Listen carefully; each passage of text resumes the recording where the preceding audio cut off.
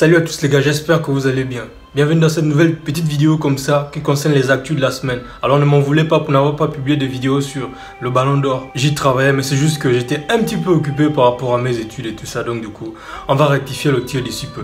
C'est pour ça que je vous propose cette nouvelle vidéo d'actu de la semaine. Et on commence tout de suite par Zlatan Ibrahimovic qui a donné son avis sur les deux grands gardiens du Paris Saint-Germain, à savoir Donnarumma et Keylor Navas. L'international suédois a donc fait son choix. Dans un entretien accordé au journal italien Corriere della Sera, Zlatan Ibrahimovic a évoqué le statut de deux grands gardiens que possède le Paris Saint-Germain. Pour lui, Donnarumma est bien meilleur que Keylor Navas. Et Zlatan fait du Zlatan. Il a déclaré en effet que c'est un très grand gardien ce jeune. Si le club lui avait donné ce qu'il voulait, il serait resté. Maintenant, il doit faire le bordel pour être titulaire au Paris Saint-Germain. Donnarumma est plus fort, a notamment déclaré Zlatan Ibrahimovic. Interrogé également sur l'avenir de Kylian Mbappé, le Suédois a avoué avoir poussé l'attaquant tricolore à quitter le Paris Saint-Germain. Il a déclaré: c'est vrai, Mbappé a besoin d'un environnement plus structuré comme celui du Real Madrid. Mais j'ai également dit au président du PSG de ne pas le vendre. Finalement, il se contredit lui-même, Zlatan Ibrahimovic. Franchement, on n'arrive pas du tout à le cerner.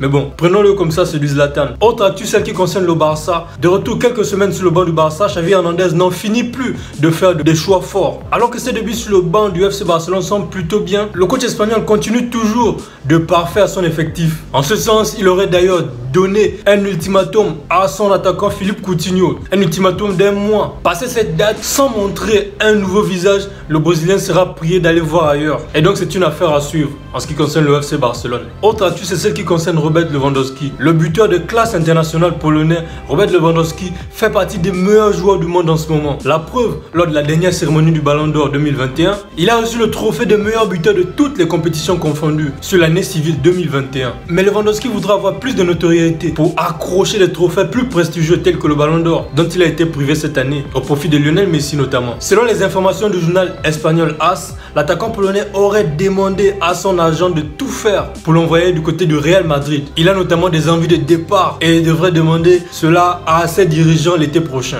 Pour sa prochaine destination, il ne se verrait nulle part que dans le club madrilène. Notons que Robert Lewandowski a un contrat avec le Bayern Munich qui court jusqu'en juin 2023. Et donc ce sera également une affaire à suivre. D'ici quelques semaines, forcément, j'y reviendrai dans une nouvelle vidéo pour vous proposer de nouvelles informations encore plus croustillantes. La dernière info mercato de cette vidéo concerne donc l'avenir du vétéran du Real Madrid, Luka Modric, qui risque de faire couler beaucoup d'encre de salive dans les prochains mois. En fin de contrat avec le club madrilène, en juin prochain, le joueur croate va devoir prendre une décision très forte. Il a lui-même reconnu à plusieurs reprises que son désir était de prendre sa retraite du côté du Real Madrid. Club dans lequel, malgré ses 36 ans, il continue à jouer un rôle fondamental dans l'équipe de Carlo Ancelotti. Si le Real Madrid pourrait lui proposer une prolongation de contrat pour une année supplémentaire, le média espagnol Sport Deporte indique que Manchester City pourrait tenter de le séduire cet été. City serait donc prêt à offrir un dernier gros contrat en tant que professionnel à l'international croate. Et le croate pourrait envisager cette option. À 36 ans, un retour de Modric en première ligue ne serait pas donc impossible.